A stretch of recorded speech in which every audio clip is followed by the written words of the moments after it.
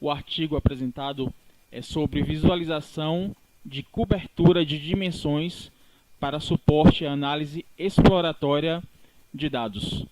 É um tema diretamente relacionado ao processo de análise de dados e propõe formas de visualizar o estágio da exploração dos dados. Inicialmente, cumpre efetuar uma contextualização do problema sob a perspectiva da análise de dados. A tarefa do analista de dados é inspecionar, fazer o tratamento, modelar os dados com o objetivo de descobrir as informações úteis e extrair as conclusões que o auxiliem na tomada de decisões. Então, dentro deste processo de análise de dados, uma parte importante dele é efetuar o teste de hipóteses e de questionamento sobre os dados e as suas correlações. Nesse contexto, um dos principais problemas encontrados pelos analistas é saber quais dimensões foram investigadas ou quais combinações foram avaliadas. E um dos pontos-chave da tarefa do analista no processo de exploração de dados é decidir o que explorar a seguir. Com as ferramentas atualmente disponíveis, os analistas contam apenas com a própria memória para decidir o que explorar a seguir. Ou seja, ele não tem mecanismos que o auxiliem a saber o que já foi explorado antes e quais combinações já foram efetuadas. Isso tem uma importância especial quando se trata de um dataset com múltiplas dimensões.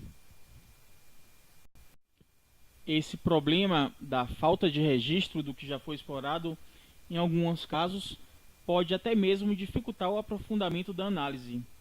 Ou seja, quando o dataset possui muitas dimensões, a complexidade ela aumenta bastante. As questões se tornam, portanto, ainda mais críticas. E é muito fácil que o analista ele perca o registro de alguma coisa que já foi feito, ou então que ele deixe de efetuar alguma combinação importante para a análise dos dados. Para atacar esse problema, os autores do artigo presente, eles propõem um processo de análise de dados sob a perspectiva de cobertura de dimensões. Ou seja, eles procuram fornecer informações para o analista de dados sobre quais dimensões e quais combinações de dados já foram analisadas. Para isto, eles se utilizam do conceito de dispositivos de alerta, que no artigo eles chamam de Centered Widgets. Dessa forma, eles procuram incorporar a tarefa de análise, as ferramentas de análise de dados, esses dispositivos de alerta, de modo a informar ao analista em que posição ou em que estágio a análise dele está. Se ele já explorou determinada dimensão, se ele já fez uma determinada combinação de dados e que frequência e que sequência de análises ele já efetuou dentro do processo. O objetivo final da cobertura de dimensões, portanto, é dar um melhor suporte à análise de dados. Ou seja, é fornecer ao analista de dados uma compreensão do estágio do processo de análise e auxiliá-lo num processo de formulação de novas questões, com base em aspectos do histórico de análises efetuadas.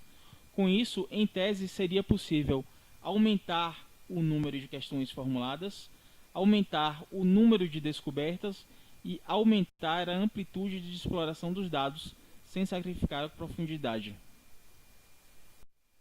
Para alcançar tais objetivos, os autores utilizam o conceito de dispositivos de alerta, através dos quais eles incorporam informações históricas de análises que permitem a cobertura das dimensões de dados, que é efetuada através da integração de tais dispositivos de alerta com a ferramenta de análise de dados.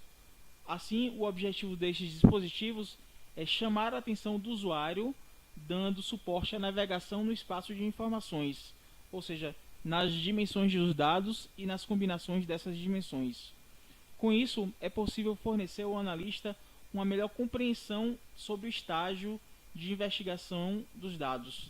É possível, por exemplo, que ele saiba quais dimensões já foram analisadas, quais combinações já foram efetuadas, ou, por exemplo, qual frequência de análise já foi feita. Conforme vimos, portanto, os dispositivos de alerta, eles são integrados à ferramenta de análise de dados.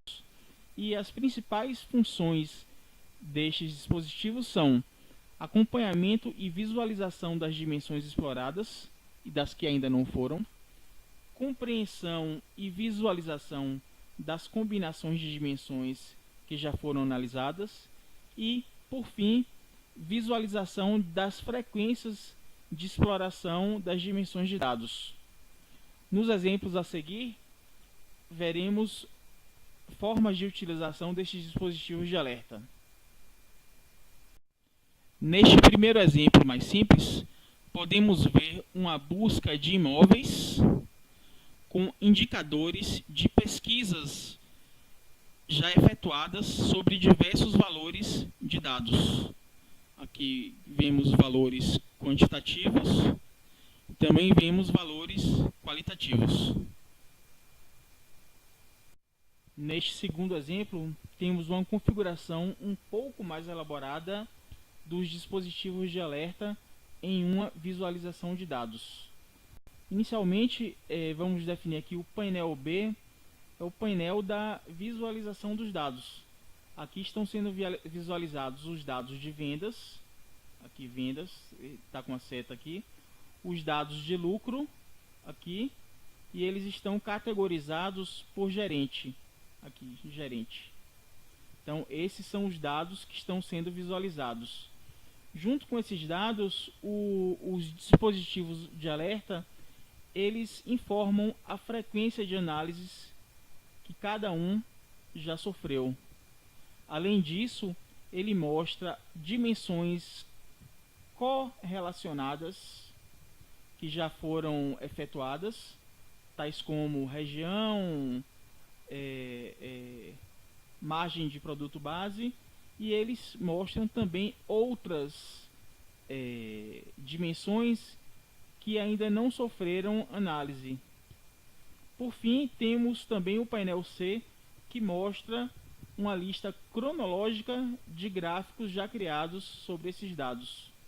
Dessa forma, o analista de dados ele tem uma visão global do que ele está analisando, ou seja, a frequência das coisas que ele está analisando, das dimensões que ele está analisando. Ele vê dimensões correlatas e a frequência de análises dela. E vê também outras dimensões que ainda nem sequer foram examinadas. Portanto, formam uma base importante para o analista de dados decidir qual item explorar a seguir. Vimos, portanto, que a utilização da cobertura de dimensões pode ser de grande auxílio para a tarefa do analista de dados.